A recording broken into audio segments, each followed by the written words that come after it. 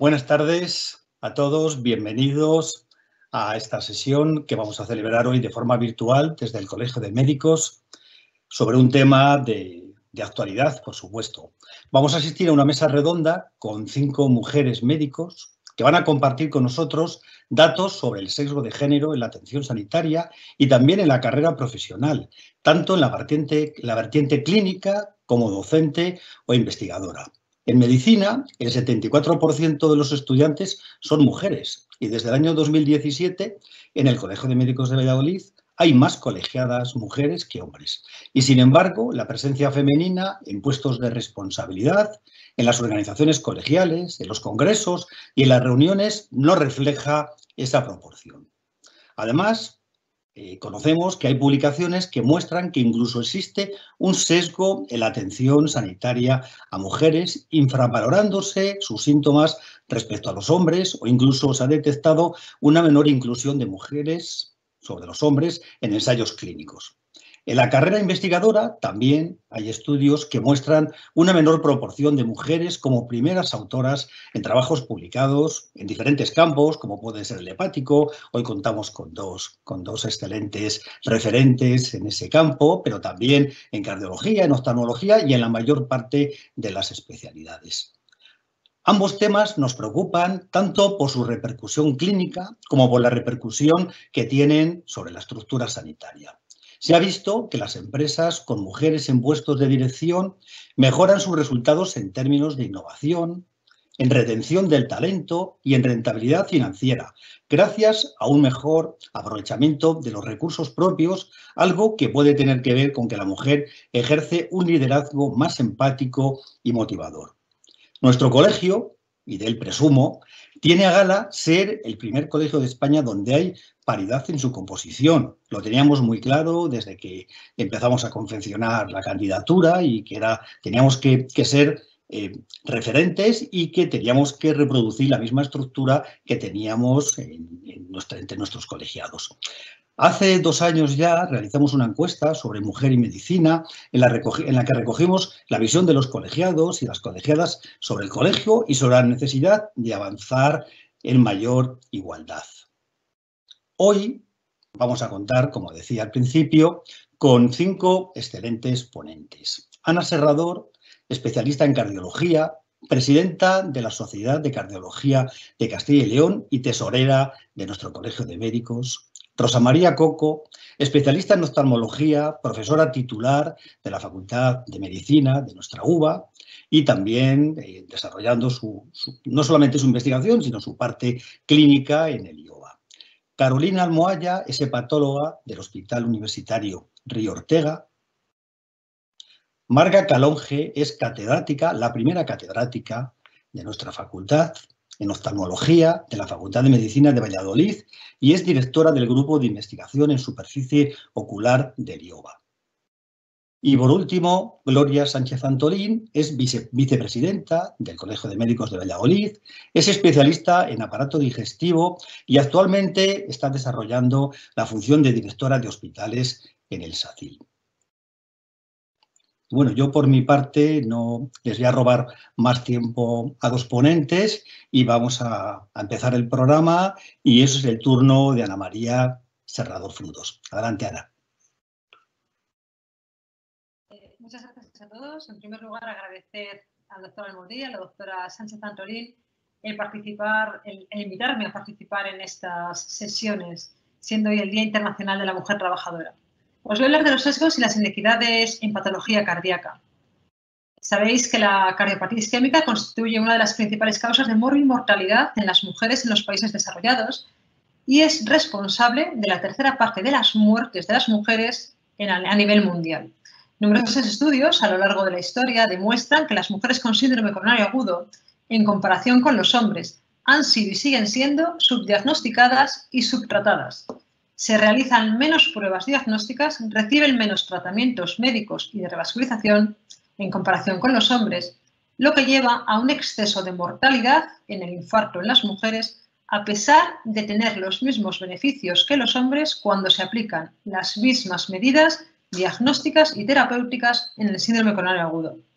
Es importante considerar que las inequidades en la patología cardíaca de la mujer son multifactoriales y el abordaje debe de hacerse desde dos ángulos. Las diferencias de sexo, que es lo que se refiere a los aspectos biológicos que influyen en el desarrollo de la enfermedad coronaria, y las diferencias de género, que se refiere más a los aspectos sociales, ambientales y comunitarios. Así pues, según las últimas publicaciones, la última del año pasado del British Medical Journal, la inequidad existente en el síndrome coronario agudo en la mujer con respecto a los hombres se debe a varios factores, y estos son, en primer lugar, la diferencia en la presentación clínica. La mayoría de los pacientes con infarto presentan un dolor torácico típico, una opresión precordial. Sin embargo, la mujer lo manifiesta como un dolor torácico atípico o incluso síntomas equivalentes anginosos como puede ser la disnea, la debilidad, la fatiga, la indigestión. Todo ello lleva a una interpretación de los síntomas como no urgentes y temporales, lleva a un retraso en el contacto con el primer contacto médico, a diagnósticos erróneos, demoran el tratamiento y, por lo tanto, mayores tasas de mortalidad en el infarto. Además, hay inequidad en la edad de presentación del síndrome coronario agudo. Es más frecuente en mujeres añosas y posmenopáusicas, pero la franja en la mujer de los 40 a los 49 años presentan peor perfil. Peor perfil en los factores de riesgo, mayor mortalidad, mayores hospitalizaciones, el doble de rehospitalizaciones que los varones. Y además hay que tener en cuenta que hay una disparidad étnica, puesto que la prevalencia del infarto de miocardio y la muerte súbita es mayor en las mujeres de raza negra. Hay disparidad también e inequidad en los factores de riesgo cardiovascular. Aunque son similares para hombres y para mujeres, hay ciertos factores de riesgo que son más potentes en las mujeres a la hora de desarrollar enfermedad coronaria. Y estos son el abuso de tabaco, la diabetes, la hipertensión, la depresión y factores de riesgo psicosocial. Y tener en cuenta que casi el 50% de las mujeres ya agrupan tres o más factores de estos riesgos metabólicos de cardiopatía isquémica. Además, la mujer tiene factores de riesgo cardiovascular no convencionales y específicos de la mujer, como son pues, la menarquia temprana, de la diabetes gestacional, la preeclampsia, la eclampsia y sobre todo enfermedades inflamatorias como puede ser el lupus eritematoso y la artritis reumatoide. Hay inequidad también en la anatomía coronaria y en la fisiopatología del infarto. Las mujeres tienden a tener arterias coronarias más pequeñas, más tortuosas, lo que hace que las intervenciones sean más complejas y que tengan menos revascularizaciones. Además, la enfermedad coronaria obstructiva de la mujer suele ser menos pronunciada. Hay que tener en cuenta que entre un 7 a un 32% de mujeres con infarto tienen arterias coronarias sin lesiones significativas, porque el mecanismo fundamental del infarto en la mujer es principalmente la erosión de la placa frente a la rotura de la placa que ocurre en el hombre, hasta en un 76% de las ocasiones. Además, la mujer presenta otras formas de síndrome coronario agudo, como son la disección espontánea de las arterias coronarias, una patología muy rara, o sea, una forma muy rara de infarto, pero que cuando se presenta, el 90% de las ocasiones son mujeres. Y esto hay que sospecharlo en cualquier mujer joven con síndrome coronario agudo sin factores de riesgo cardiovascular típicos. Hay otra patología también muy típica de la mujer, que es el síndrome Takotsubo, una disfunción aguda del ventrículo izquierdo que debuta como síndrome coronario agudo y que ocurre principalmente en las mujeres después de un estrés físico o psicológico, emocional. Hay que tener en cuenta también que la angina de pecho en las mujeres, debido al vasoespasmo, no ocurre en el vasoespasmo por arterias epicárdicas, las grandes arterias, como ocurre en el hombre, sino que ocurre por microespasmo de la circulación microvascular, por disfunción endotelial microvascular. Esta es otra disparidad, otra diferencia con el síndrome coronario agudo en el hombre. También hay disparidad en el tratamiento del infarto, independientemente de la estrategia de reperfusión elegida en el infarto, bien sea la trombolítica o la angioplastia primaria. La mujer asocia más complicaciones, principalmente hemorrágicas. También tiene más complicaciones mecánicas y de insuficiencia cardíaca. En cuanto a la cirugía de revascularización coronaria, también hay mayor riesgo de mortalidad intrahospitalaria de las mujeres y más complicaciones posoperatorias como neurológicas o infarto perioperatorio. Y en cuanto a las terapias médicas, pues los medicamentos básicos posinfarto que han demostrado beneficios independientemente del sexo, en las mujeres son infrautilizados. Y otros tratamientos no farmacológicos, como es la rehabilitación cardíaca en el posinfarto, pues a pesar de tener recomendación clase 1, la prescripción de rehabilitación cardíaca está reducida en las mujeres y además cuando se indica, pues no son seguidas en el tiempo. Y esto ocurre principalmente en las mujeres que tienen obligaciones familiares competidoras, mayores responsabilidades familiares, más mayores, con depresión. De tal forma que esta disparidad en el síndrome coronario agudo de la mujer con respecto al hombre dispara la mortalidad en la mujer. Hay mayor mortalidad hospitalaria en el primer año, los tiempos son mayores de llegada al hospital y del procedimiento intervencionista, hay menos revascularizaciones, hay menos rehabilitación cardíaca y menos tratamiento médico óptimo. Y en definitiva, y creo que me quedan un par de minutos, los desafíos actuales y las soluciones para digamos, que se igualen estas disparidades entre hombres y mujeres, habría que tener una concienciación pública de lo que es el riesgo que existe en las mujeres, tanto a nivel de la sociedad como a nivel de los grupos médicos. Habría que tener una utilización de guías específicas según sexo y género, hacer que la inclusión de las mujeres en las investigaciones tuvieran una igual representación que los hombres, porque la poca representación hace que los resultados de los hombres extrapolen a las mujeres sin tener en cuenta las diferencias de sexo y género.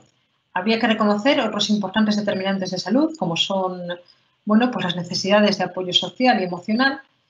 Debería haber centros de salud cardiovascular para la mujer y, por supuesto, medidas legislativas y políticas sociales que disminuyeran estas diferencias entre hombres y mujeres. Y esto es todo. Muy bien, muchas gracias, Ana. Te has ajustado estupendamente al tiempo y además has hecho una visión muy docente sobre todo el tema que tenías que hablar. Bueno, pues vamos a continuar ahora con Rosa María Coco.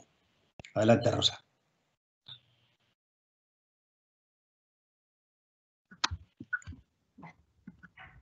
Bueno, pues buenas tardes y lo primero agradecer al colegio, al doctor Almudí y a la doctora Sánchez su invitación.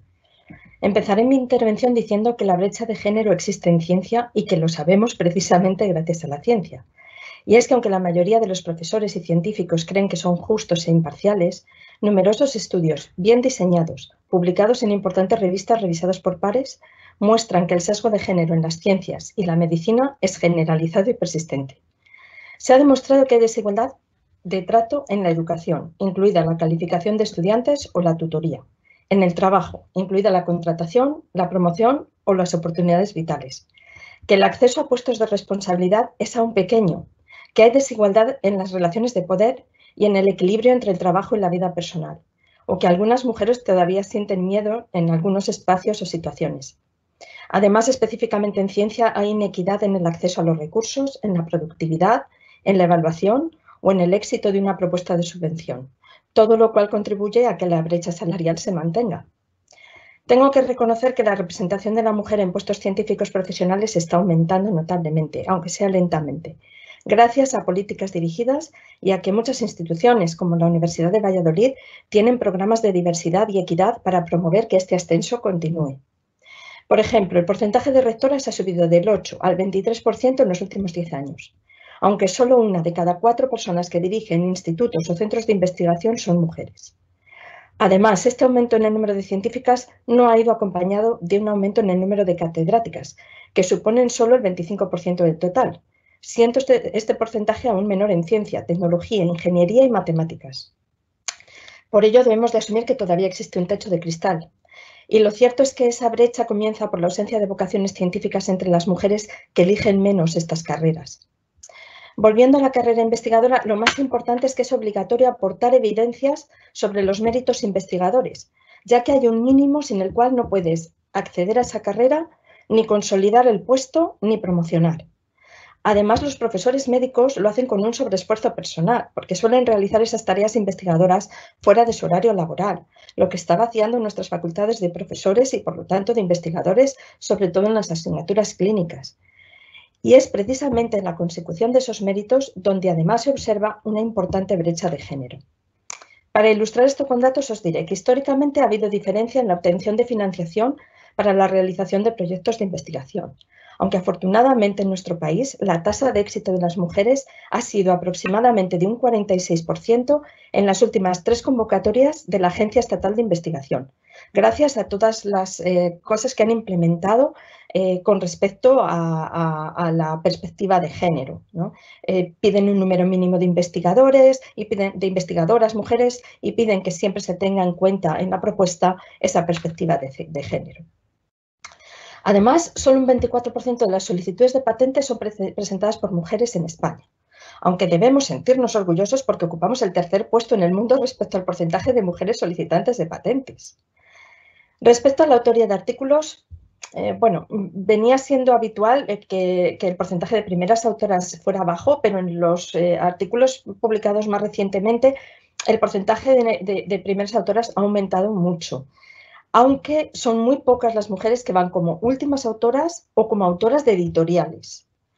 Otro dato curioso, en un estudio realizado en el campo de la neurobiología se ha visto que tras la COVID-19 la reducción en el número de últimas autoras también fue muy importante.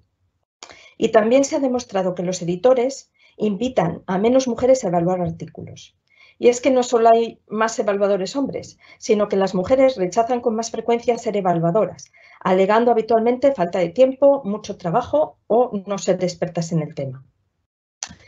No me resisto a mencionar aquí un trabajo de la Universidad de Stanford que estudió las autocitas en 1,5 millones aproximadamente de artículos y encontraron que los científicos se autocitan un 56% más que las científicas.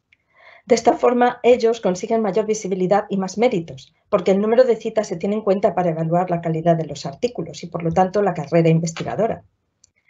Respecto a los congresos, se acaba de publicar un estudio que muestra que el porcentaje de mujeres que presentaron comunicaciones en los 9 congresos de oftalmología más importantes de los Estados Unidos en los últimos 3 años es similar al porcentaje de oftalmólogas del país. Pero la brecha de género existe en los eventos que requieren invitación en lugar de ser autoenviados. Por ello, tenemos que trabajar con y desde las sociedades científicas, que son las que mayoritariamente organizan los congresos. Siguiendo con mi mundo oftalmológico, de los poco más de 4.000 oftalmólogos españoles, casi la mitad somos mujeres. Y en la Sociedad Española de Oftalmología, que tiene 3.000 socios, solo el 25% son mujeres. Además, los 5 puestos importantes de la Junta Directiva, presidente, vicepresidente, tesorero, secretario y director de la revista, están ocupados por varones. Y de sus 18 vocales autonómicos, solo 6 son mujeres. Ante este déficit en la consecución de méritos, se entiende que solo el 40% de las solicitudes de sexenios de investigación sean de mujeres. Este porcentaje disminuye al 35% en la única evaluación que se ha hecho de sexenios de transferencia. Y en este último, en el sexenio de transferencia en ciencias de la salud, solo el 25% de las mujeres tuvieron una evaluación positiva frente al 39% de los hombres. Y esto tiene implicación en las retribuciones, porque los sexenios son la única manera de aumentar el salario, lo cual contribuye, como decía antes, a que persista la brecha salarial. También hay pocas científicas en las listas de premios concedidos a la labor investigadora, sin contar la escasísima presencia de mujeres entre los premiados con el Nobel. Una de las razones más repetidas de la desigualdad de género es que la científica que quiere ser madre tiene que detener su carrera durante un tiempo en torno a la edad de 30 años y luego cuesta mucho recuperar el tiempo dedicado a esa maternidad. Se ha visto en un trabajo de la Universidad de Stanford que las científicas dedican unas 10 horas a la semana a las labores del hogar, frente a las 5 de los hombres, que por otra parte es lo habitual en cualquier pareja en las sociedades occidentales. Las autoras de este trabajo cuentan que, curiosamente, cuando llamaron a Carol Greider para comunicarle que le concedían el Premio Nobel de Medicina en 2009 por su investigación sobre la telomerasa, la contactaron desde Estocolmo y eran las 5:30 de la madrugada para ella. Pero no la encontraron durmiendo. Estaba en casa haciendo la colada y preparando el desayuno para sus hijos, que era lo que hacía habitualmente a esa hora todos los días. Todos estos datos apoyan que la brecha de género existe, aunque a los científicos les cuesta aceptar que el sesgo de género perjudica a las científicas. Y además, muchas científicas no consideran que en su ambiente exista desigualdad de género. Y esta es una de las conductas o de las percepciones sutiles y a la vez más persistentes a la que nos enfrentamos, ya que para implementar medidas que cambien la situación, lo primero es reconocer que hay un problema que abordar. Otros aspectos a tener en cuenta son el de las mujeres como sujetos de análisis en la investigación biomédica, ya que la ciencia también tiene un sesgo de género que distorsiona los resultados, o las estrategias que se pueden implementar para mejorar estos aspectos. Pero estos son temas que podemos abordar quizá en el debate porque, bueno, ahora toca ir acabando para dar paso al resto de ponentes. Y esos son los datos que os quería exponer para el debate y muchas gracias por vuestra atención. Muchas gracias, Rosa María. Bueno, pues continuamos con Carolina. Es tu tiempo. Muy bien. Bueno, buenas tardes a todos. Muchísimas gracias a José Luis y a Gloria por invitarme. Y bueno, antes de empezar mi tema, simplemente quería hacer una aclaración y es definir el feminismo según la definición del diccionario de la Real Academia de la Lengua, que es el principio de igualdad de derechos de la mujer y del hombre, no la prevalencia de un sexo sobre otro, sino la igualdad. Entonces, a partir de aquí, bueno.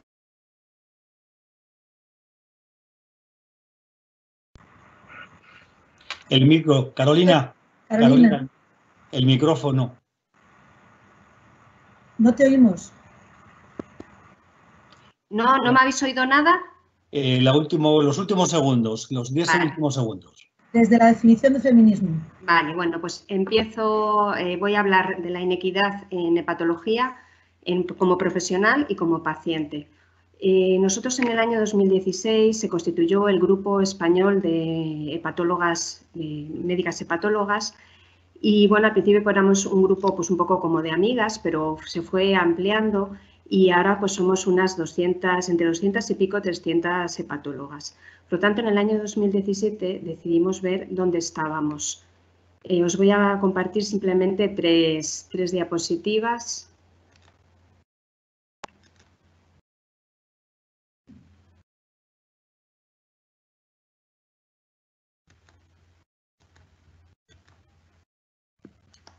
¿Las veis? Espera, a ver. ¿Las veis? Sí. ¿Las veis? Sí, las vemos. Simplemente fue un estudio que hicimos a todos los hepatólogos de España, invitando a todos los hospitales de más de 200 camas del sistema público.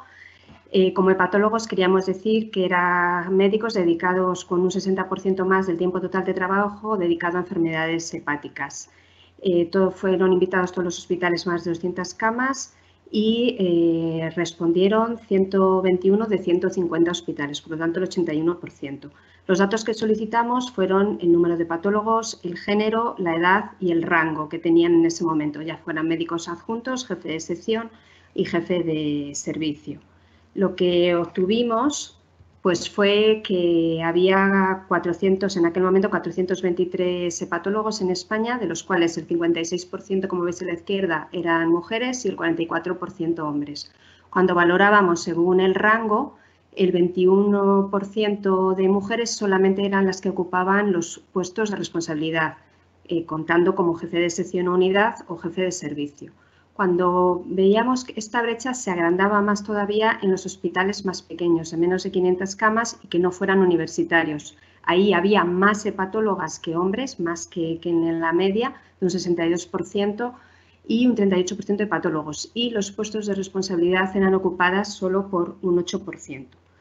Debido a que esta diferencia se podía atribuir en parte a un sesgo en el tiempo de entrada en la profesión médica, con una incorporación más reciente de las mujeres en el campo de la hepatología, ajustamos estos datos por edad y se vio que prácticamente era similar en los hepatólogos mayores de 45 años. Por lo tanto, pues es cierto que no es la causa de esta brecha de género. También revisamos la visibilidad de las mujeres hepatólogas en los congresos de nuestra sociedad desde el año 2011 hasta el año 2017. Como ha comentado antes Rosa, es verdad que la mayoría, hasta el 60% de las comunicaciones tienen como primeras firmantes a mujeres, pero luego, como moderadoras de mesas o como ponentes o como invitadas, veis que las mujeres es lo rosa, pues no llegaban prácticamente al 20% a lo largo de los años, mientras que el 80% era ocupado por hombres. Por lo tanto, los resultados de nuestra encuesta corroboran datos anteriores que destacan, claro, que el acceso generalizado a la medicina no se ha traducido en una integración adecuada de las mujeres en puestos de alto rango y esto redunda, pues evidentemente, es un obstáculo para nuestro avance profesional y académico. De todas formas, ya acabando con las diapositivas, bueno, esto por parte de la parte profesional y como parte de la mujer con enfermedades hepáticas como paciente hay muy poquitos datos, pero sí que os diré que, por ejemplo, en el trasplante hepático sí que se ha observado, hay distintos trabajos en los que se ha valorado una inequidad.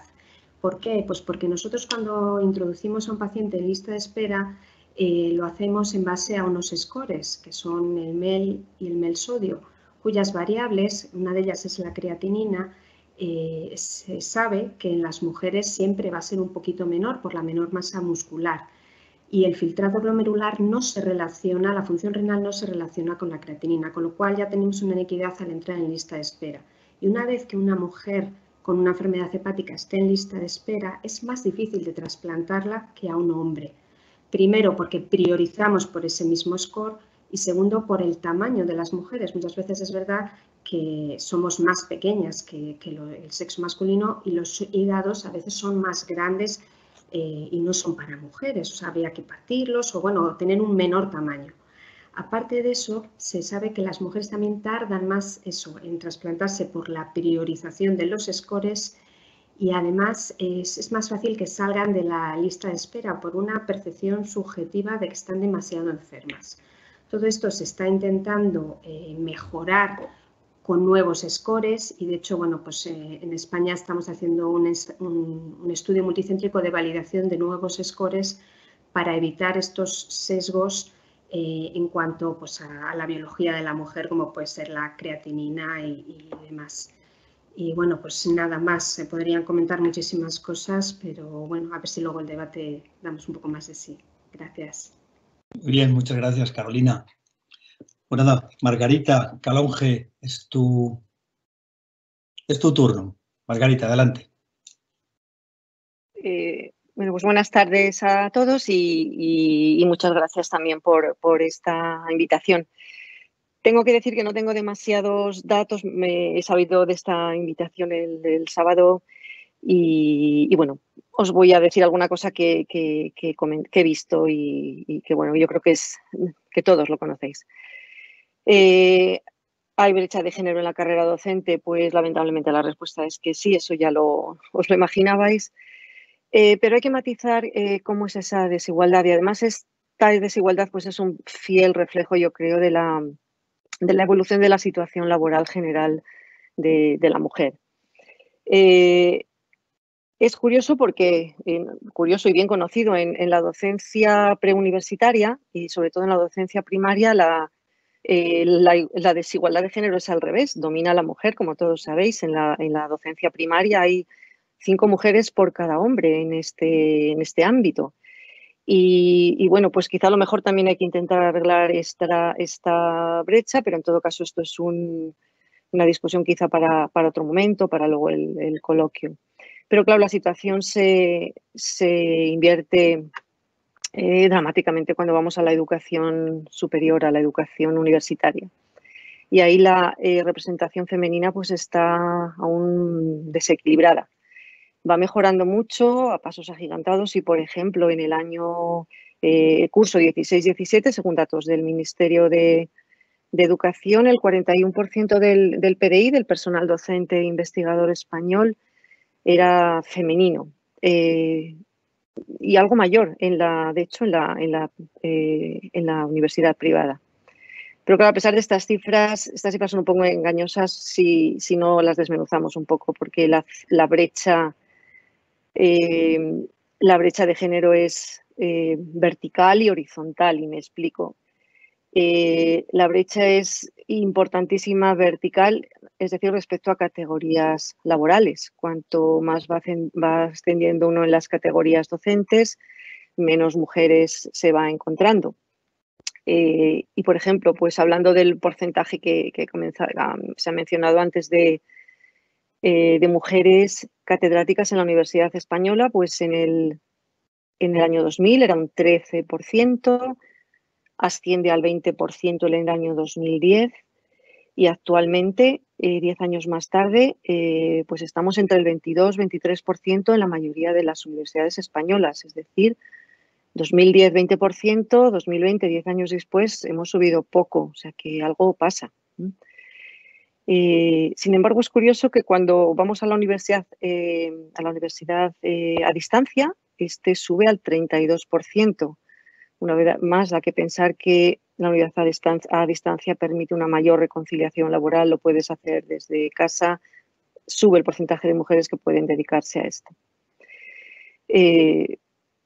Brecha horizontal, pues por áreas de conocimiento también se ha mencionado y lo vuelvo a mencionar porque va a ser importante. En carreras como matemáticas, ingenierías, las tecnológicas, hay muy poca presencia femenina, tanto en el profesorado como en el alumnado. Y así como, y ya se ha mencionado también, la mayoría del alumnado de la Universidad Española es femenino. Hay más mujeres que hombres estudiando. Sacan mejores notas. Sacamos mejores notas y esto ya viene siendo así desde la primaria. Las notas de las chicas son mejores que las de los chicos. Sin embargo, en estas carreras que van a suponer, en estudios que se han hecho, que en 10 años van a ser el 50% de las carreras a los que puedan acceder los titulados superiores, pues la presencia femenina es muy poca. Esto quiere decir que hay que hacer algo o estimular la presencia femenina en estos temas, porque si no, puede que la presencia femenina no solo no se incremente, sino que disminuya. Pero bueno, yo en general soy optimista. Creo que el cambio ya está en marcha, creo que es imparable y lo es porque en general yo creo que el clima social ha cambiado, está cambiando, a pesar de que todavía existe un enorme machismo. Y tengo que decir que a pesar también de ese feminismo radicalizado que no nos hace ningún beneficio y desde luego no me representa. Y es ese feminismo, como se ha mencionado, que intenta criminalizar al hombre en lugar de hacer que luche con nosotros por esa igualdad. Yo creo que esto tardará bastante, tardará mucho en que esto esté implementado al 100% en la sociedad. Yo no espero verlo en mi tiempo vital, si es que me muero ya de viejecita. Tengo alguna esperanza de que mis hijas, que ahora tienen 20 años, lo puedan ver, pero no lo sé porque todos los cambios necesitan tiempo, necesitan aceptación social mayoritaria, necesitamos huir de esos enfrentamientos hombre-mujer y necesitamos masa crítica. Es decir, tiene que haber el suficiente número de mujeres preparadas, dispuestas y, porque creo que esto sí que lo hay, y con cargas familiares compartidas con sus parejas. Voy a poner un par de ejemplos para que podamos poner en perspectiva esto del tiempo y la masa crítica, y los voy a poner sobre la Facultad de Medicina, que es de la Universidad de Valladolid, que es mi entorno, como ya ha mencionado además el doctor Almudí, la más antigua de España, fundada en el año 1404, siglo XV. ¿Y sabéis quién fue la primera alumna de la Facultad de Medicina de Valladolid que logró licenciarse como médico? Pues fue la palentina Trinidad Arroyo Villaverde. Fue la primera mujer que obtuvo una licenciatura en medicina en la Universidad de Valladolid y lo hizo en el año 1895, hace 125 años, después de que su padre luchara por matricularla porque el rector se oponía de forma rotunda porque era mujer. Y además me gusta mencionarla porque es la primera mujer doctorada en oftalmología. Esta mujer se especializó en oftalmología y fue la primera doctora en oftalmología de España. O sea que hace 125 años que una facultad que tiene ya 600 años logra meter a una mujer como estudiante y finalmente como licenciada.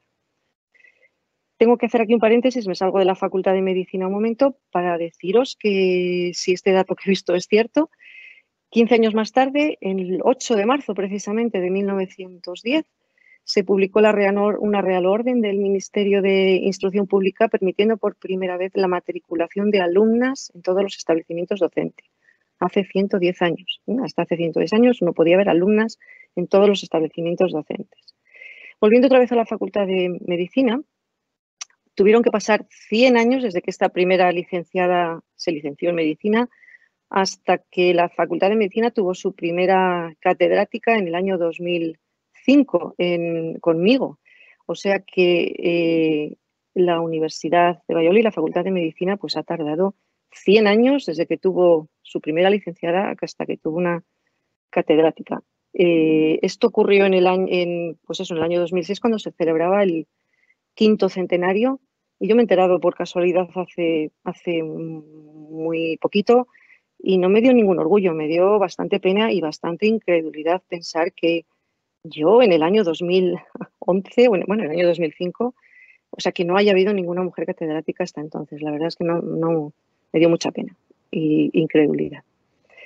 Pero bueno, estos cambios están ocurriendo, creo que se tienen que acelerar. No podemos esperar otros 100 años a que haya no sé qué otro hito, porque es que tiene que dejar de ser hitos.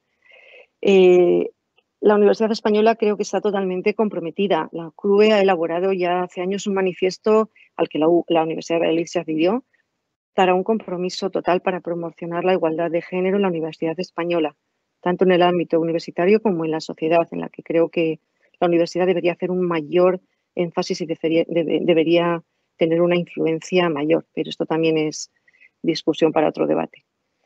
La UBA también tiene creada una unidad de igualdad, la creó en el 2013 y me consta que al menos intenta en todo lo posible mantener esa igualdad.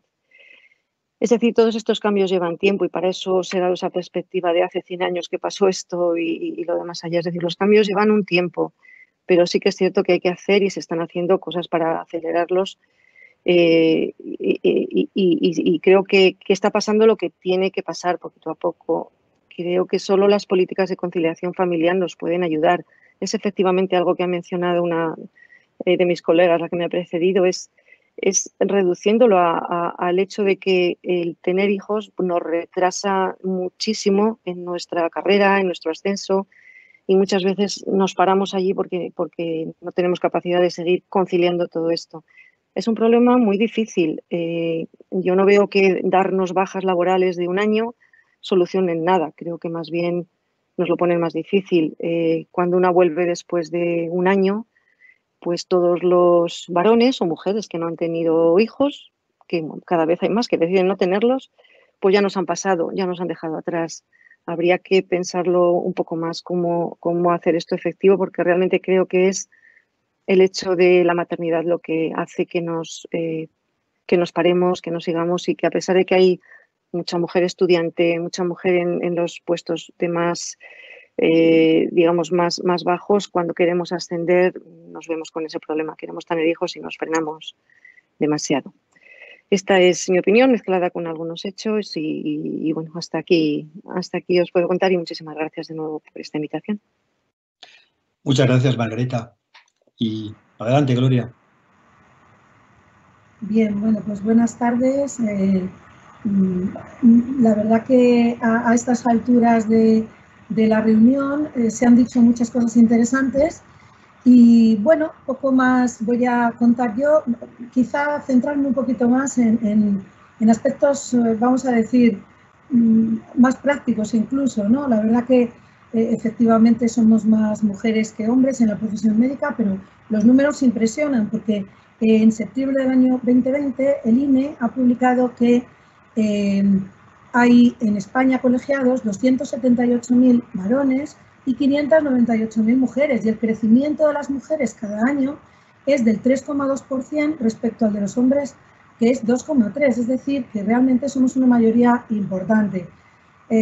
Hemos visto que por desgracia hay inequidades en el acceso a los puestos de responsabilidad, pero también en el acceso a la salud de las mujeres, probablemente porque a veces pues, se pueden minusvalorar los síntomas, igual que también se pueden minusvalorar los méritos incluso, ¿no?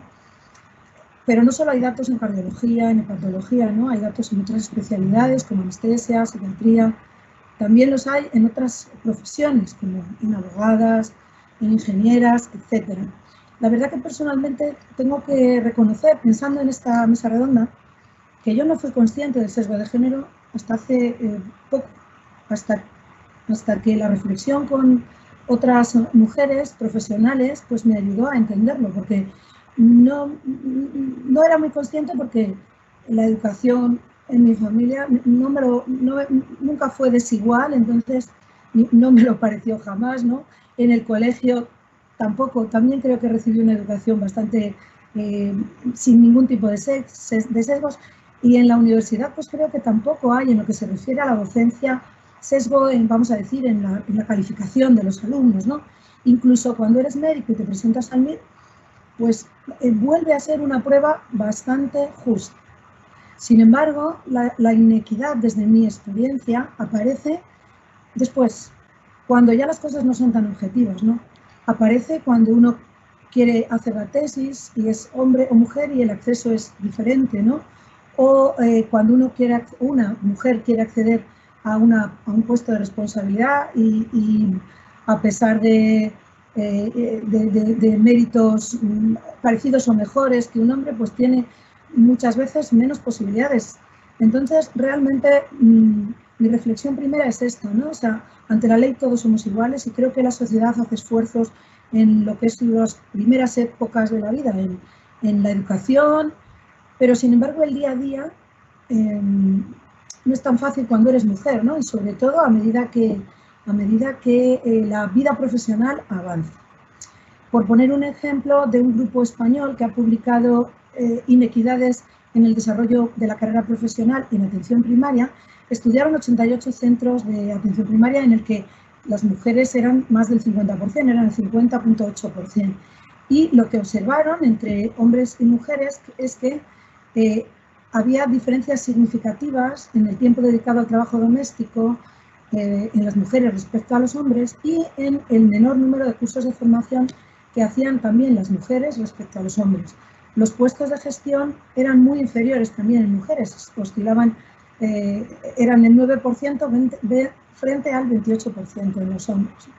Y datos, pues José Luis ha comentado antes la encuesta que hicimos desde el colegio, ¿no?, en Mujer y Medicina, y quiero destacar, bueno, pues algunas de las respuestas que me parecieron interesantes, ¿no? Una de las preguntas era que si la perspectiva de género creíamos que podía enriquecer a los colegios y a la OMC. Y la verdad que la mayoría de las mujeres y de los hombres contestaron que sí, pero las mujeres contestaron que sí hasta en un 80% y sin embargo los hombres lo hicieron en un 60%, pero creo que es un dato positivo, ¿no? Que todos reconocemos que la perspectiva femenina puede aportar y mejorar. Y también reconocían en esa encuesta, tanto las mujeres como los hombres, que no teníamos las mismas oportunidades, aunque las mujeres creían que era inferior, o sea, todavía menor esas posibilidades de participar en los puestos digamos, de líderes de los colegios o de la OMC. Y la última pregunta que voy a señalar es que cuando se cuestionaba sobre si se debían de llevar a cabo políticas activas para potenciar la presencia de la mujer, ¿no?, porque podíamos, como ha dicho la profesora Calonge, podíamos esperar a que esto ocurriera naturalmente. Bueno, pues la respuesta de las mujeres fue en un 80% que sí, había, vamos a decir, que empujar el cambio. Y la buena noticia es que también más del 50% de los hombres también dijeron que sí. En realidad fueron el 60%, ¿no?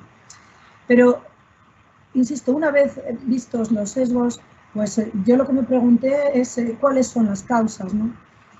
Y habrá más seguramente, ¿eh? Hay expertos en estos temas, yo no soy una experta ni mucho menos, pero los datos que he podido ver es que fundamentalmente las causas de este sesgo, de este gap de género, son la conciliación, los sesgos en la evaluación del mérito femenino frente al masculino y probablemente la autoconfianza, ¿no?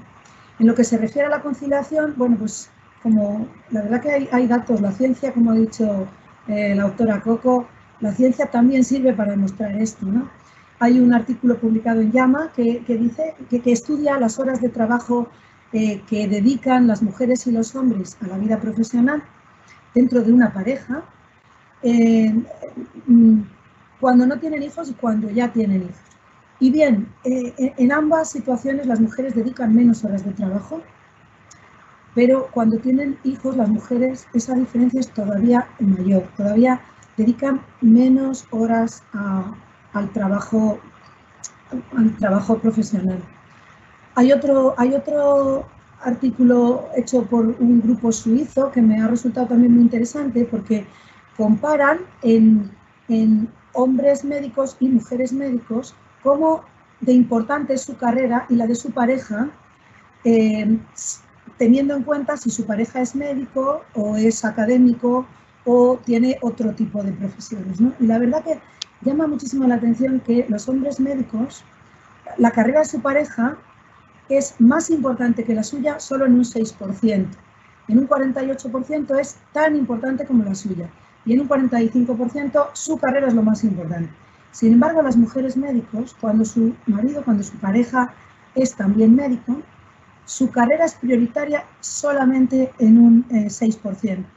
La carrera de su marido es igual de importante que la suya, en un 42%, y la carrera de su pareja es más importante, o sea, es su prioridad en un 51%, que simplemente probablemente refleja el grado de generosidad que podemos llegar a tener las mujeres, ¿no? Y estas dificultades en la conciliación, pues es lo que lleva, como también lo presentó antes la doctora Carolina, esto lleva a que estemos menos presentes, pero llamativamente menos presentes en charlas, en congresos, etcétera, ¿no? Quizá tenga que ver con la dificultad para viajar cuando se tienen niños pequeños, etcétera, ¿no? Que no digo que eso siempre ocurra, pero parece que de una manera mayoritaria pues es posible. En lo que se refiere a los sesgos de evaluación, también existen datos.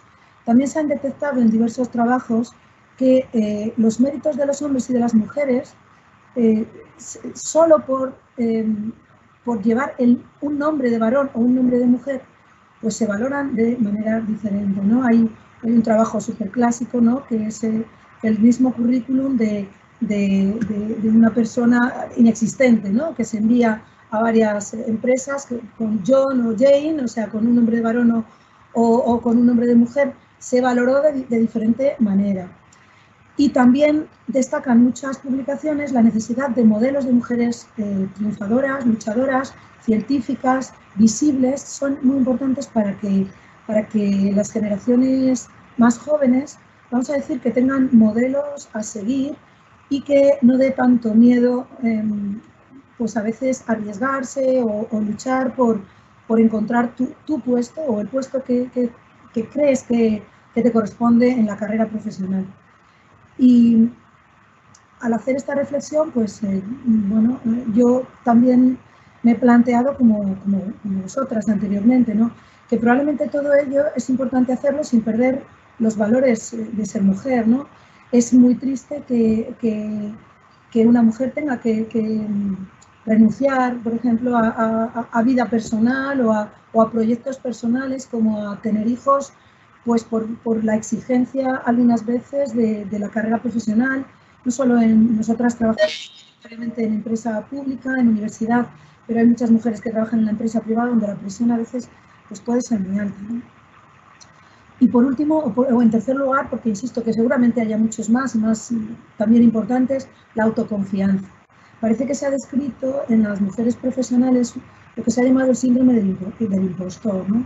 Esa tendencia femenina muchas veces, aunque no en exclusiva, se ha descrito también en hombres. Lo que ocurre es que también se ha visto que la proporción de mujeres con síndrome del impostor es bastante mayor que la de hombres. Es la tendencia a minusvalorar el éxito propio, a ser consciente de las labores hechas, a quitarle importancia a todo lo que se hace.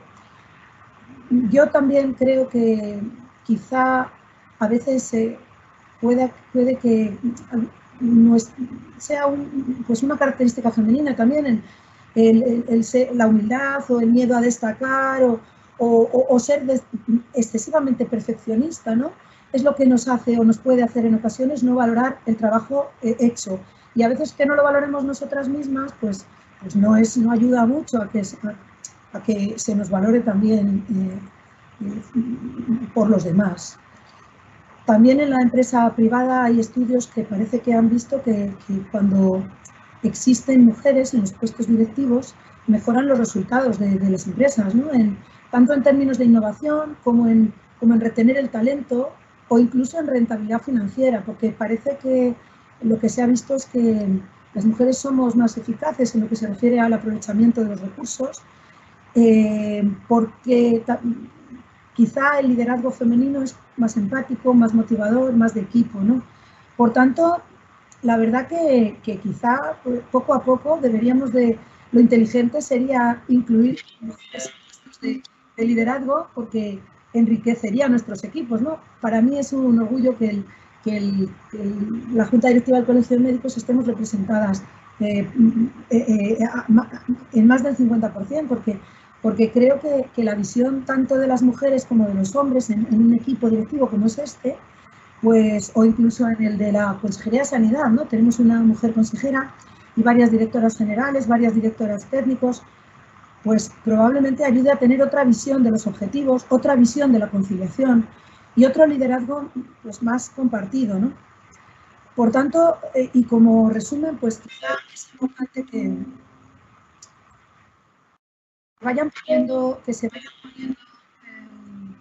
no sé, dando pasos en estos problemas, ¿no? En la conciliación, por ejemplo, antes hablabais, ¿no? Quizá no hay otra manera de conciliar más que ir de la mano de la corresponsabilidad de los hombres, ¿no? Salir del mercado laboral, estoy completamente de acuerdo, no parece una buena opción, y que haya políticas sociales es importante, pero que tengan en cuenta a los hombres y a las mujeres. Quizá para mejorar el sesgo de evaluación, valorar los currículums de forma anonimizada, potenciar la visibilidad femenina, que las mujeres con puestos de responsabilidad intenten evitar pues, la modestia o a veces no sé, las ganas de pasar desapercibidas y ser conscientes de la responsabilidad que tienen respecto a otras mujeres más jóvenes, ¿no? Y en lo que se refiere a la autoconfianza, pues quizá esto debemos aprender a distinguir la humildad de la transparencia y de la puesta en común de los valores que tenemos, ¿no? Entonces, reivindicar la necesidad de mujeres líderes visibles es quizá uno de los objetivos de esta mesa, y yo voy a terminar con una palabra de esperanza, ¿no? Creo que solo ser capaz de analizar los problemas y darnos cuenta de que existen es un gran avance. Creo que los datos mejoran, aunque a veces lentamente, pero el cambio y la sensibilidad por este tema, tanto de las mujeres como de muchos hombres que también creen en la justicia y en que la igualdad es un tema de justicia, pues creo que nos va a ayudar a avanzar. Y creo que la herramienta, por supuesto, es la educación, porque como dijo Malala Yousafzai, la Premio Nobel de la Paz 2014, no me importa si en la escuela debo sentarme en el suelo, ¿no? Porque lo único que quiero es educación, ¿no? Y con eso no se tiene miedo a nadie, ¿no? La educación probablemente es la herramienta que nos va a hacer llegar a vivir en un mundo más justo, que es un mundo más igualitario, ¿no? Somos el 50% de la población. Muy bien, Gloria. Pues muchas gracias.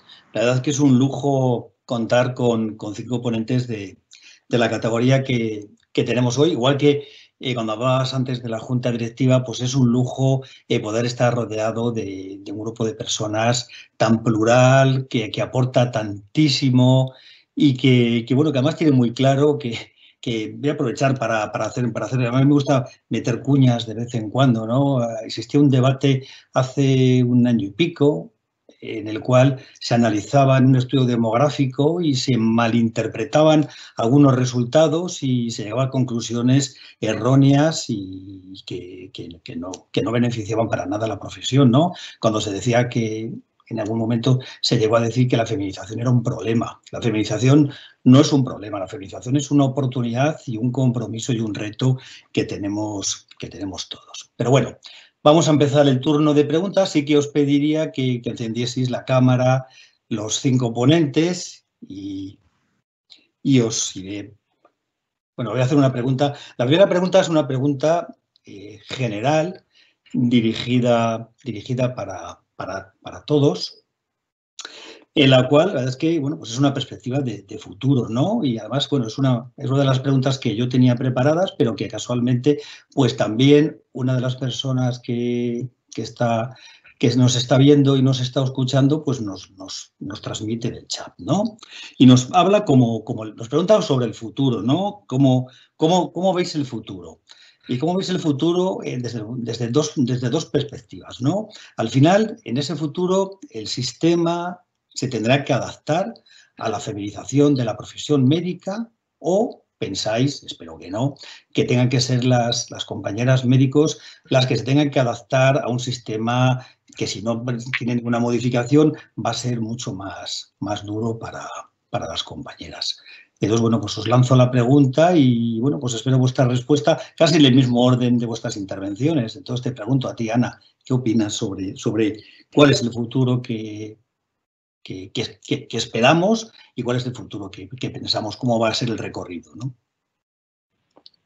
Bueno, pues yo creo que tenemos un futuro todavía un poco duro, ¿no? Como decía Margarita, es verdad que para esto hace falta masa crítica y hace falta cambiar los pensamientos de mucha gente.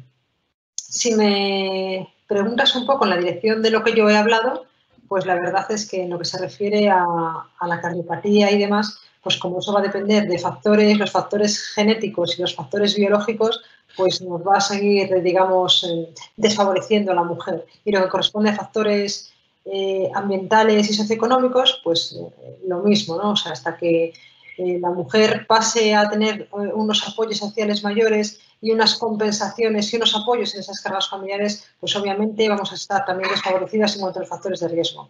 Y en lo que se refiere al punto de vista de quitar, digamos, la inequidad que supone en cuanto a una carrera profesional o a una visibilidad o a un liderazgo, ¿no? Lo mismo que tienen los hombres, pues en determinados, digamos, puntos o puestos directivos, pues poco a poco lo vamos consiguiendo en términos de igualdad y digamos, el que haya corporaciones con igual número de hombres y de mujeres cada vez se consigue más. Lo que ocurre es que de ahí hasta que haya un liderazgo igualitario en mujeres y hombres, pues todavía creo que va a faltar tiempo.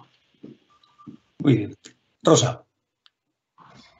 Bueno, yo creo que tenemos que ser activas a la hora de promover el cambio. Y nosotros creo que desde la Facultad de Medicina, tanto la doctora Conge como yo, tenemos una oportunidad única. Yo creo que tendríamos que introducir cosas en el currículum de medicina como alguna asignatura optativa que aborde específicamente los problemas de las mujeres, ¿no? Como puede ser la incontinencia, la menopausia, cosas que son muy específicas de las mujeres.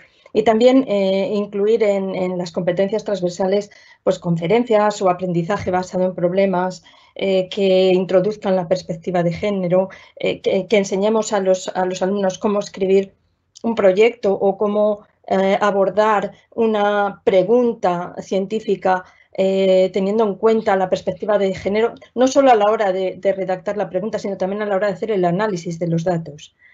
Y todas estas cosas pueden hacer que nosotros luego como médicos o que nuestros alumnos que van a ser médicos en el futuro, pues puedan abordar toda esta problemática de una manera diferente, de una manera o con unas herramientas diferentes a las que hemos tenido nosotras. Muy bien. Carolina. Sí, bueno, yo también creo que el futuro pues va a ser largo y no como nos gustaría en el avance para mejorar nuestra situación. Pero lo primero, bueno, pues es evaluar la situación.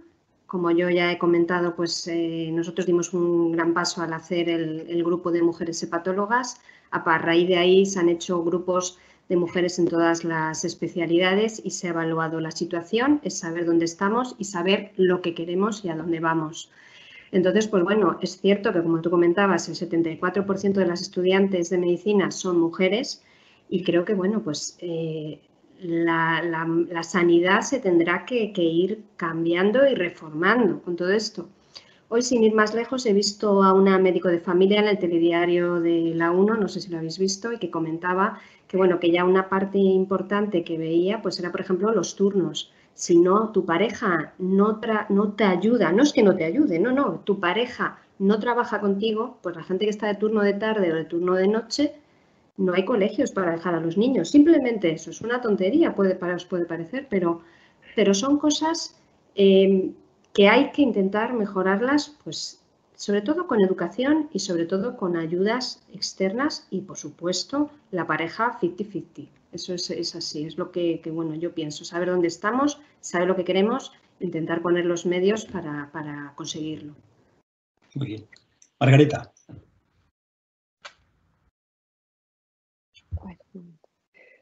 Pues, a ver, yo también veo el futuro optimista porque soy optimista por naturaleza, pero también lo veo incierto. Pero Optimista porque creo que nos tenemos que dar un tiempo, o sea, por mucho que queramos correr, todo exige un tiempo. Es decir, hemos sido educados en la igualdad, pues yo en mi casa sí, pero la mayoría de la gente de mi edad no. Nuestros hijos ya lo han sido, nuestros nietos ya lo seguro con mucho más. Entonces, tenemos que esperar un poco a que todo eso cuaje. En concreto en la carrera docente, pues yo creo que la universidad hoy en día, al menos la Universidad de Valladolid, lo que yo conozco, está siendo tremendamente transparente y tremendamente igualitaria. No tengo conciencia de que haya una plaza en la que se le haya dado a un varón en contra de una mujer cuando el currículum no era mejor. Y eso es a lo que tenemos que aspirar, a que las plazas se nos den por el currículo independientemente de que nos llamemos María o José. El problema es que todavía, como digo, hay poca masa crítica. Es decir, hay muchas mujeres estudiando, pero esas mujeres se van quedando en el camino. Cuando uno va profesores ayudantes, pues a lo mejor hay muchos, si va surgiendo asociados menos, titulares menos, catedráticas menos. En algún momento nos vamos parando y esto es así en cualquier profesión que discutamos. Y insisto en que hay muchas cosas que se están ya cambiando, que la sociedad está cambiando, pero hay otras que son inherentes a nuestra condición. Nosotras somos las que tenemos los hijos y nos tienen que ayudar más nuestras propias parejas y también nuestra sociedad, nuestros políticos. O sea, que el hecho de que tengamos un hijo no nos retrase en nuestras carreras.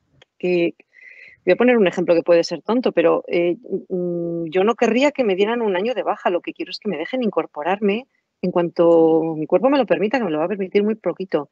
¿Y esto cómo se hace en otros países? Porque esto ya está muy inventado.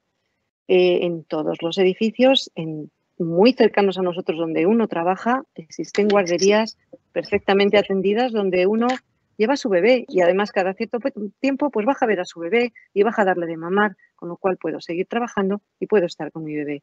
Algo que en España ni se nos ha ocurrido, no sé por qué, cuando esto ya se hace en otros países. Porque si nos quedamos en casa un año, es demasiado tarde. No, y sobre todo en la carrera médica nos hemos quedado atrás definitivamente. Muchas gracias, Margarita. Además es que tu respuesta coincide con la última pregunta que nos ha entrado en el chat, en el cual, bueno, primero felicita a las ponentes, pero nos dice que el mundo laboral está diseñado por hombres y para hombres, ¿no? Y entonces, una de las propuestas que hace y que coincide con lo que dice Margarita, ¿no? Pues es adaptar, por ejemplo, estar presente un máximo de tiempo cuando tenéis que adaptar las mujeres en vez de adaptarse el modelo, ¿no? Entonces ella propone lo mismo que nos has dicho hace un momento, ¿no? Guarderías en los centros sanitarios, facilidades del 100% para trabajos a media jornada, son soluciones que tienen otros países europeos y, bueno, pues que respetan las opciones de muchas mujeres. O sea que, mira, se adelantan, hay una cierta sintonía entre las preguntas que están surgiendo y vuestras respuestas. Gloria, que te he interrumpido en tu turno. No, yo voy a empujar todavía más todo lo que han comentado el resto de mis colegas, ¿no? Hay que empujar el cambio y sin complejos, porque es que esto creo que también a veces es un problema. O sea, no hay por qué pedir perdón por pedir lo justo. Y a veces da la sensación de que las mujeres que piden lo justo son difíciles o problemáticas, ¿no? Y es importante que haya grupos, quizá sí que para mejorar la eficacia profesional de las mujeres. La Sociedad Americana de Hígado, por ejemplo, tiene un club de mujeres en hígado y hace reuniones en el Congreso Nacional, hace reuniones en las que no solo se habla del hígado, sino se habla de cómo mejorar tu trayectoria profesional, cómo enfrentarte cómo hacer tu carrera y cómo comentar con tu mentor o con tu director tu plan profesional, teniendo en cuenta tu aspecto personal, ¿no? Y por último, pues no lo sé, pero quizá creo que el cambio al final solo depende de lo que las mujeres quieran liderarlo, o sea, porque al final, efectivamente, sin ayuda es imposible, o sea, nosotras sin ayuda no pueden echarnos una mano para... Si alguien nos echa una mano con los niños, pues hay turnos, hay congresos, hay viajes, hay de todo, ¿no? Entonces eso sí que también creo que es muy importante, que las mujeres seamos honestas y cuando Es decir, cuando en nuestra vida personal, pues tenemos que ser honestas y transparentes y decir, yo quiero esto y necesito que me ayudes. Y supongo que la persona que está al lado, si es tu pareja, te quiere y te apoya, tiene que decir, cariño, tú para adelante, que cuando tú no estés ya estaré yo, ¿no? Eso no sé si se puede pedir o es como una frase un poco utópica, pero lo digo de verdad, al final las mujeres tenemos que saber lo que queremos y pedirlo. Yo también quiero desarrollo profesional y necesito que me ayudes, porque no se puede hacer este camino sin los hombres.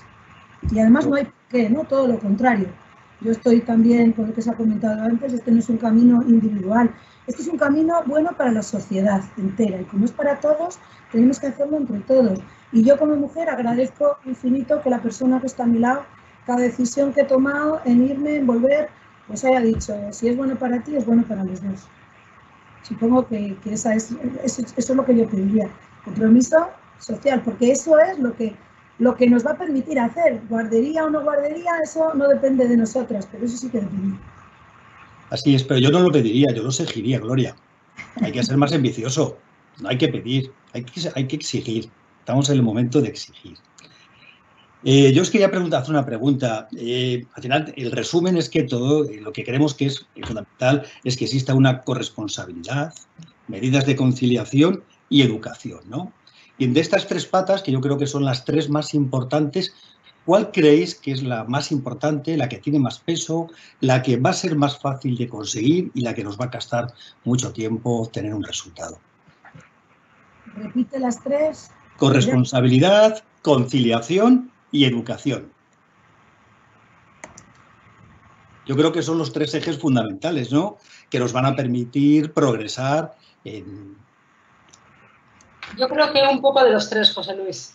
Sí, pero yo os preguntaba que, bueno, los tres son importantes, ¿no? ¿Cuál es el que creéis que es más fácil de conseguir y cuál es el que creéis que es un reto a más largo plazo, ¿no? Porque vamos a conseguir los resultados más tarde. Si existe, ¿no? A lo mejor es una pregunta que no tiene sentido. Si me permitís, yo creo que la educación es necesaria antes de conseguir la corresponsabilidad. Primero hay que conseguir un cambio en la educación y en cómo se plantean los varones y las mujeres las cosas y entonces conseguiremos la corresponsabilidad de ellos. La conciliación, pues también me parece importante. Claro, la doctora Calonge y yo hemos estado fuera en hospitales que tenían guarderías en los años 90 y estaban en el hospital ya las guarderías. ¿Cuándo aquí? Que veintitantos años después seguimos sin guarderías en los hospitales.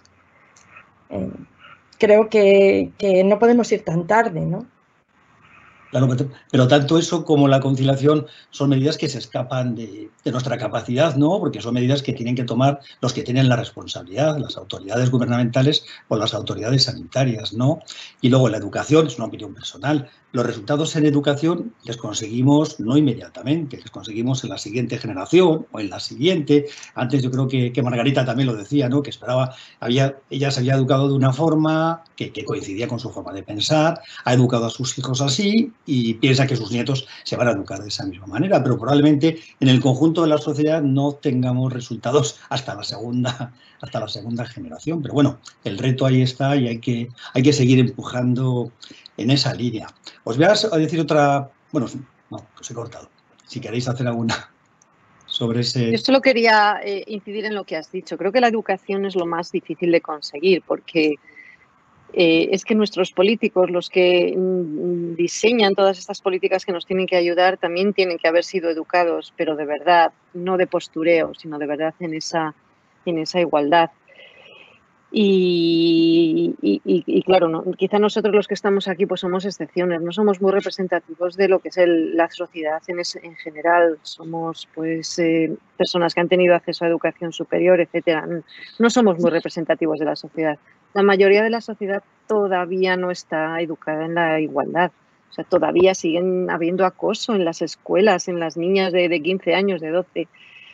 Cuando la gran masa de población esté bien educada en la igualdad, lo demás caerá por sí solo. Seguro que es así. Muy bien. Hay una pregunta que aparece en el chat, que es tanto curiosa. Entonces dice, bueno, que la mayor parte de las mujeres, ahora las mujeres son mayoría dentro de la profesión médica, ¿no? Entonces nos pregunta, ¿es posible que la lucha por la igualdad, buscar un 50% en cargos de responsabilidad, sería injusto cuando se está invirtiendo en la masa crítica de varones y de mujeres es a favor de las mujeres en el caso de los médicos?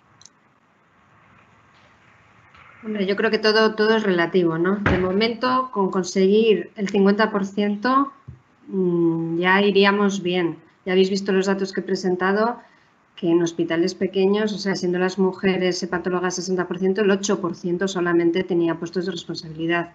Entonces, sí que es verdad que esto va a ir cayendo por su propio peso, porque claro, a más mujeres, evidentemente, pues cuando haya responsabilidad, pues solo habrá candidatas mujeres en algunos momentos, eso está claro. Entonces, bueno, pues poco a poco, por lo menos, empezar a optar y a creérnoslo también, que es lo que comentaba Gloria también con la autoconfianza, ¿no? Porque muchas veces te preguntan o te piden opinión o te dicen, ¿tú te presentarías a este cargo? Pues no, porque tengo que cuidarme de mis hijos o tengo que cuidar de mis padres o de mi suegro, porque ya no hemos hablado tampoco de eso, de mujeres como cuidadoras, y que eso también quita muchísimo tiempo. Entonces, bueno, yo con empezar y de momento igualarnos, luego ya en los años próximos Dios dirá, pero sobre todo creérnoslo. Pues yo voy a hacer un comentario al hilo de este tema, es que hay que tener mucho cuidado con esto, porque es que ni siquiera en profesiones donde la proporción de mujeres es de más del 90%, como en enfermería, los puestos de responsabilidad, vosotros sabéis que están ocupados por hombres. El Consejo General de Enfermería eran 3 hombres, o son 3 hombres, la mayoría son hombres. Es decir, que este no solo es un problema de proporción. A mí, los números que ha presentado la profesora Calonce es en 10 años un 3%, ¿no? Una cosa así, es lo que ha aumentado el número de catedráticas. En fin, entonces realmente esto es como tantas cosas en la vida. Lo que no se cuida y se hace crecer y se empuja, pues se retrocede, porque a veces probablemente sea inevitable para unos empujar y para los hombres empujar, vamos a decir, y para las mujeres, pues no sé, quizás se dejen llevar de la inercia también y llega a cosas absurdas, ¿no? Como 90% de mujeres y los cargos de responsabilidad están ocupados por hombres en una proporción bastante mayor. No solo en el colegio, sino también en direcciones de enfermería, etc. Claro, pero pasa que en organizaciones en las cuales la cúpula directiva está formada por hombres, no fomentan precisamente el que se incorporen mujeres, porque parece que tienen un cierto miedo a que entréis, ¿no? Entonces eso forma parte también de las dificultades que se ponen, ¿no? Bueno, pues en esto está la revolución femenina, ¿no? Claro, claro, porque las elecciones también se pueden ganar si uno compite y hace masa crítica para buscar otro objetivo, ¿eh? Vamos, que este no es nuestro tema, ¿no? La enfermería. Claro.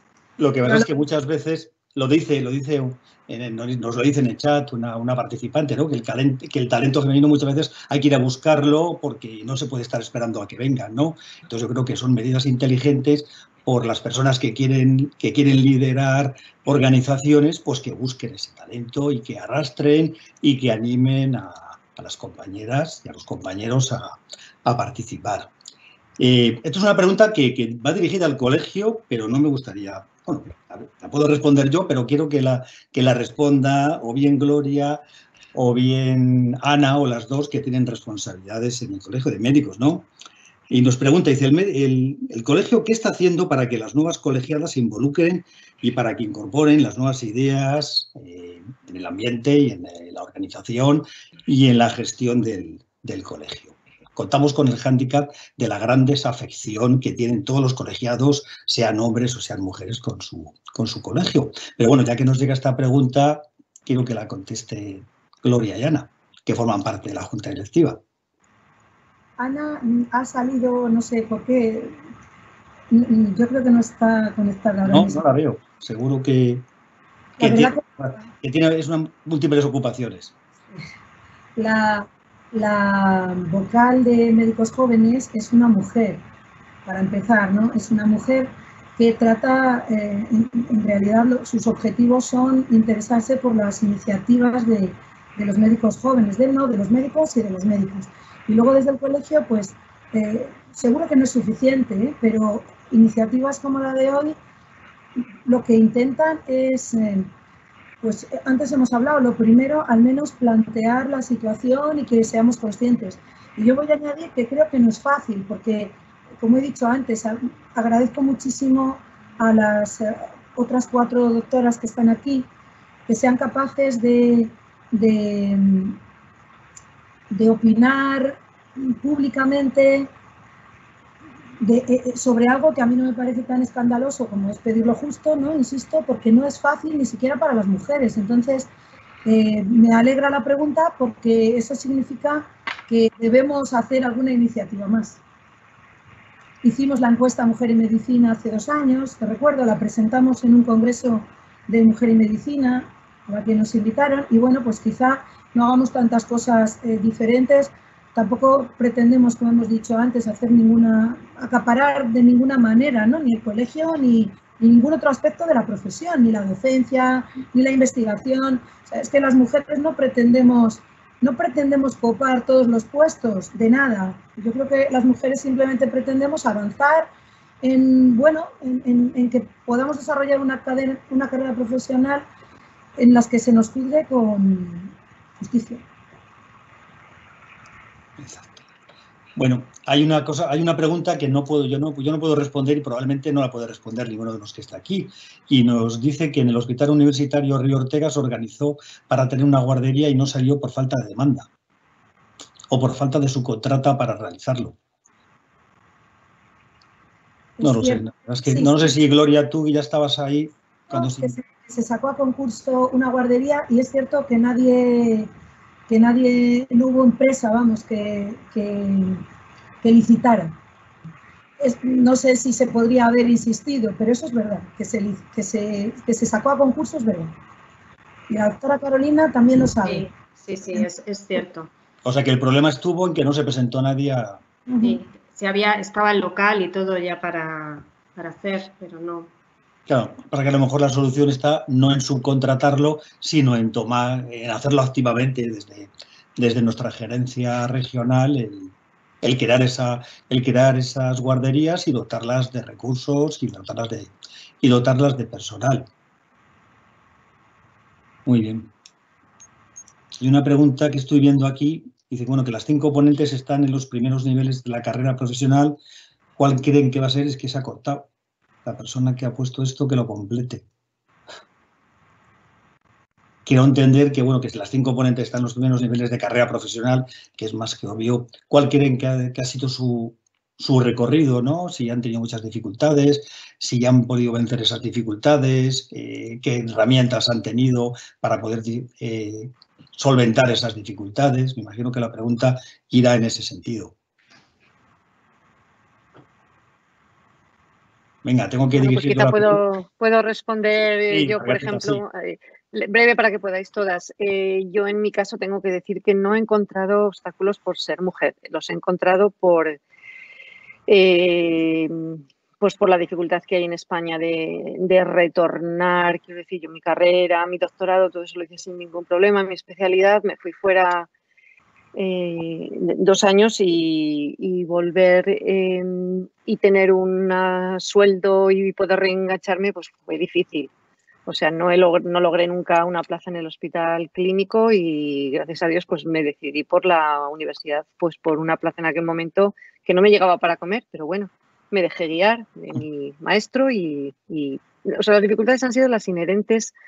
Creo que hubieran sido las mismas siendo varón. En este caso debo decir que no he notado esa inequidad en mi propia persona. Sí, si queréis sigo yo. Sí. Bueno, yo la verdad que tampoco tuve especiales problemas en la carrera o en la especialidad. También salí fuera. Tuve el apoyo de mi pareja porque yo me acababa de casar cuando me fui a vivir a Londres. Lo dejé aquí. Y yo ya tenía 30 años Y bueno, y cuando volví, pues también tuve su apoyo porque tuve unos años duros, sin contratos, 2 meses en Segovia, venía aquí, pululaba por la facultad hasta que conseguí un trabajo un poquito más estable. He tardado hasta los 50 años en tener mi plaza de profesor titular. No ha sido fácil. He tenido que tener un trabajo de profesor ayudante ya siendo mayor, con un sueldo muy pequeñito. Desde luego no son los 2.400 mínimos de un hospital, sino que son 1.300. Esto yo creo que dificulta mucho la carrera docente de los médicos. Hay muy pocos médicos dispuestos a coger una plaza de esas características. Y bueno, finalmente he conseguido mi plaza de titular y ahora estoy preparando los papeles para mi acreditación a cátedra, pero todo ha sido un largo camino de esfuerzo y de renuncias. Yo puedo decir que, bueno, tampoco he tenido grandes problemas. Sí que es verdad que no creo que haya sido por ser mujer, sino, bueno, porque acabé mi residencia pues en un momento que no había trabajo y me he tenido que mover, bueno, pues por toda España. He estado muchísimos años fuera y al final pues he podido estar en Valladolid, que es lo que quería, haciendo trasplante.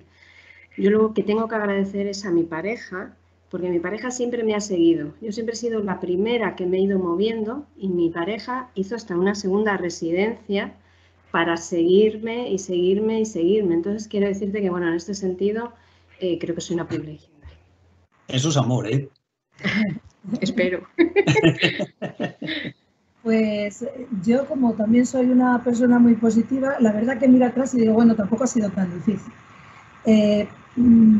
Únicamente ahora, cuando he sido más mayor, he sido consciente de algunos comentarios que me han hecho gracia, ¿no? O sea, bueno, sí que tuve una dificultad. Yo no pude hacer la tesis cuando era residente porque mi jefe consideró que no tenía, supongo, la valía suficiente para hacerla. Soy doctora actualmente, gracias a Dios, ¿no? Pero no gracias a mi primer jefe, que no creyó mucho en mí, ¿no? Y después, pues tengo que decir también que fue muy importante la persona que está conmigo en la vida, porque yo también me fui fuera. Yo dejé aquí a un marido y a una niña de 4 años y me fui embarazada de 4 meses, pero no lo considero ningún sacrificio porque es que fue de las cosas mejores de mi vida. Entonces, únicamente comentaría, pues esto, comentarios graciosos que me he encontrado, que además me los he tomado siempre con humor, ¿no? Que algunas veces me han preguntado cuando he ido a hacer algo, ¿y a tu marido qué le parece? ¿No? Una pregunta que yo no me esperaba jamás, porque yo siempre he respondido, es que a mi marido le parece todo fenomenal, porque siempre le ha parecido fenomenal las decisiones que yo he tomado, porque yo también he respetado absolutamente todas las decisiones que él ha tomado en su vida profesional. Entonces, pues difícil, pues no lo sé. No sé si ha sido fácil o difícil. Estamos aquí, ¿no? Y yo creo que lo importante es esto, ¿no? Saber que hay que luchar y que las cosas no son fáciles. Para las mujeres no son fáciles, para los hombres tampoco, que hay una parte de la lucha que es común a cualquiera que quiere salir adelante, ¿no? Entonces, yo distinguiría eso, simplemente la parte esta, que solo por ser mujer también dice, bueno, pero si tú no vas a dedicar el tiempo suficiente a hacer esto, que eso alguna vez, yo sí que voy a reconocer que me ocurrió hace muchos años. Muy bien, pues yo creo que vamos a ir finalizando y os voy a poner un reto. Bueno, Ana me mandó un mensaje diciéndome que tenía que abandonar la reunión porque tiene muchas obligaciones. Los que la conocemos a Ana sabemos que es una mujer que llega a todo, además es que se esfuerza al máximo. Yo os quería lanzar la última pregunta para las 4, ¿no? ¿Qué les diríais a las mujeres médicos que nos están oyendo, pero también a los hombres, ¿no? ¿Qué les diríais? ¿Qué mensaje les trasladaríais? ¿Sois optimistas? ¿Creéis que vamos por el buen camino? ¿Creéis que sería necesario tomar decisiones más contundentes, exigir más? Venga, Margarita, voy a poner yo el orden de la respuesta. Bueno, pues siendo muy breve, diría que tenemos que exigir a nuestras parejas, no es mi caso, pero me has dicho que le diría a una médico joven. exige a tu pareja, y si no cambia de pareja, que entienda que tu carrera es como poco tan importante como la suya. Y si hay alguna duda en que lo entiende, pues te has equivocado de pareja. Contundente respuesta. ¿Y a los hombres qué les dirías? A los hombres médicos, lo mismo. A los hombres médicos en el entorno. Exactamente, que no solo lo mismo, sino que además intenten ser más generosos, porque ellos están en una situación de privilegio respecto a nosotras, y que igual que llevamos históricamente cediendo, que no es mi caso, insisto, pero llevamos cediendo históricamente las mujeres en beneficio de las carreras de nuestras parejas, que sean ellos, si en algún momento hay que tomar una decisión, los que cedan. Ahora les toca ceder a ellos si queremos que la sociedad sea más igualitaria. Muy bien. Carolina. Sí, la verdad es que yo estoy totalmente de acuerdo con lo que ha dicho Margarita. Es cierto que una médico joven, pues simplemente eso, efectivamente. Lo primero es que le apoye a su pareja, lo segundo, que estudie, que trabaje, que lo dé todo, y que bueno, es muy importante pues todos los ámbitos, ¿no? La asistencia, la docencia, la investigación. Hay que intentar conciliar todo eso con la vida personal. Y bueno, afortunadamente yo, concretamente, mis compañeros, la verdad es que aunque no lo sepan, son muy feministas. Ellos no lo dicen, pero lo son. Y bueno, pues es tratar a todos por igual. La misma opinión tenemos nosotros que ellos, lo mismo en las sesiones, que en un congreso, que en cualquier cosa. O sea, es igualdad. Rosa María. Bueno, yo creo que todo es en función de las metas de cada uno, ¿no? Porque no todas las mujeres ni todos los hombres queremos llegar al mismo sitio. Yo tengo compañeras y he tenido compañeras que no han tenido ningún interés en la carrera académica o que no tienen interés en ir a congresos más allá de ir una vez al año a actualizarse y poco más. Entonces, todo depende de dónde quieras llegar. En función de dónde quieras llegar, pon tus metas y pide corresponsabilidad a tu pareja. Creo que por lo que hemos hablado, todos aquí hemos tenido suerte con respecto a las parejas que nos han ayudado, no nos han puesto nunca ningún problema e incluso nos han animado, ¿no? Y creo que eso es fundamental cuando quieres llegar más allá. Porque, bueno, pues es complicado estar viajando todo el día, estás un día en Murcia, el otro en París, el otro... bueno, Margarita eso lo conoce incluso mucho más que yo, ¿no? No estar en casa, no sé, yo me perdí la primera vez que he hecho andar mi hijo, porque estaba en Murcia.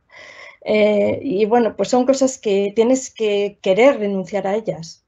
Si no, ¿para qué? Y en función de tus metas, pues haz tu vida y ponte o sea, y pide tus apoyos para lo que tú quieras. Creo que eso es lo fundamental.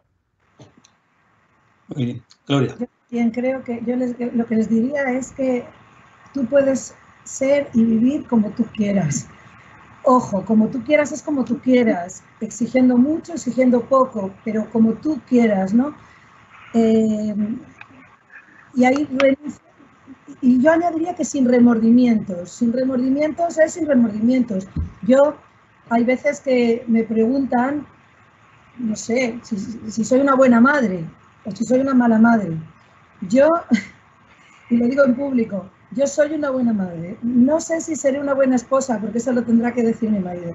Pero a mí nadie me dice que no soy una buena madre. Aunque no haya dormido en mi casa todas las noches y aunque me haya perdido pues algunas cosas de la vida de mis hijos, pero mis hijos tienen un padre y tienen una madre. Entonces, sin ningún remordimiento. Y lo que también diría es que no tenemos por qué renunciar a nada.